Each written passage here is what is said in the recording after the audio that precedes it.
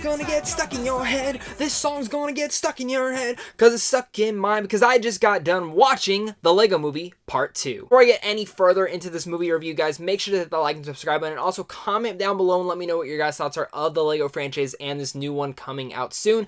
Plus, you guys can also head over to Sam Sean Films down below, where you get into advanced movie screenings. Lego Movie Part 2.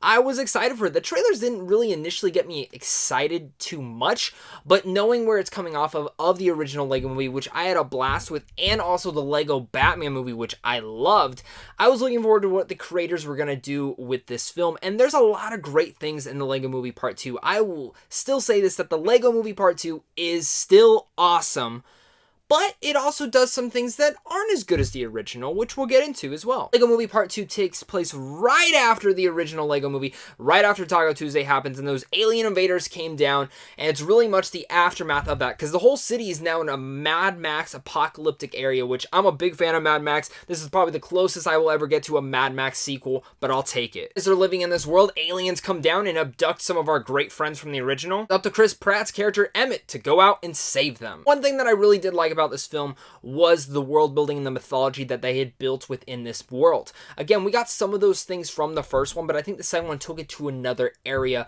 and what it means to be a Lego character. And it's different to see how deep this film can get with being a Lego character, but there are some great messages to just humanity in general, to kids, to adults, and I love where they interject that because this film, it makes it just not for kids, it makes it for like a whole family can go enjoy this movie. That's why I can say again, the world and mythologies that we explored in here were unique. They're different. The worlds, they take you to different places, and I love what they did. And obviously I'm not going to get into spoilers with where they go to, but if you did see the original Lego Movie and you saw the ending of how that film ended, you can kind of guess where those worlds are going to be taking us to. Actually happy to see that the trailer didn't spoil too many of them. Along the way, of course, within these intergalactic worlds that we're going to, there are new characters, and one of the big standouts for me was Tiffany Haddish. Now, I'm a huge fan of Tiffany Haddish and every single thing that she does, and I was really happy to see that she was a big standout of here. Her character at first, I was like, I don't know how to feel about this, but as she kept coming on screen, I wanted a little bit more of her and her relationship that she has with our characters. Of course, Emmett, Chris Pratt, he's great.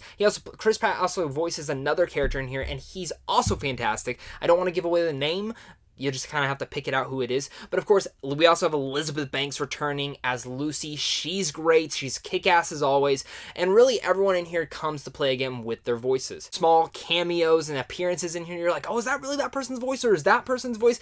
And I love those things. Of course, it wouldn't be a Lego Movie without, again, like saying those great cameos, but the great humor that gets interjected and intermixed within the film. That is perfect for kids and adults. There's a great Bruce Willis gag throughout the whole entire film that every time it came up, I would laugh and smile. And that's really what I liked about that, is that there's so much great humor in there for adults and kids. Talking about other bits in this film, there's a whole Justice League bit as well that it's humorous. And of course, when we get those, it's like breaking the fourth wall, and I love that because it is a Warner Brothers film, so of course we're getting that Warner Brothers humor and kind of making fun of the studio in a sense, and I just like when films attack their own studios because it's kind of fun. I think one thing I can really give to this film is that it just feels passion filled. It doesn't feel like a churned out animated sequel that like we had to. Like that was my big issue with Ninjago. I didn't feel like there was a lot of passion behind that film. There's some nice elements to it. It was an enjoyable film for most, but for me it didn't work out because it just felt churned out. Lego Batman felt passionate. The first Lego Movie felt passionate, and that's what this film feels.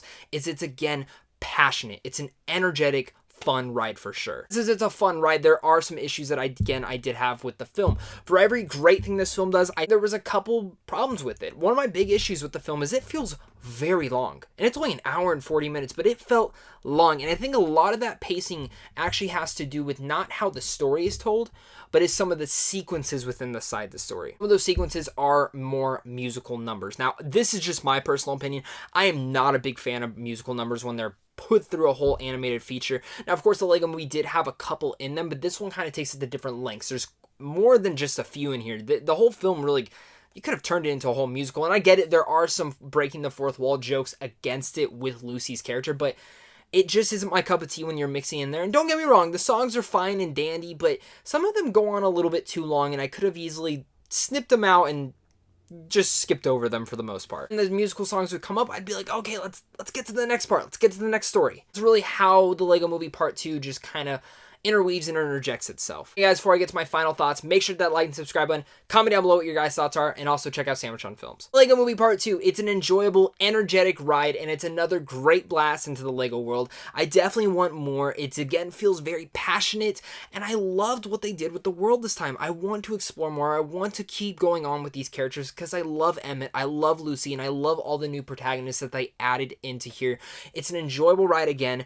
Maybe too many musical numbers that kind of did slow down the pacing at times where it felt longer than it should have, but it's an enjoyable watch. If you got a family, if you love the Legos, if you are an adult who, again, loves Legos too, or just animation in general, I can't see you being disappointed with this one. So with all that said, I'm going to give the Lego Movie Part 2, or the second part, a B. Let me know what your guys' thoughts are on the Lego Movie Part 2. Did you guys like it? Did you hate it? Let's talk about it down below. Hey guys, make sure to hit that like and subscribe button. Check out Sandwich on Films. Look out for a ton of early movie reviews coming out soon, and I'll see you guys soon. Stay classy.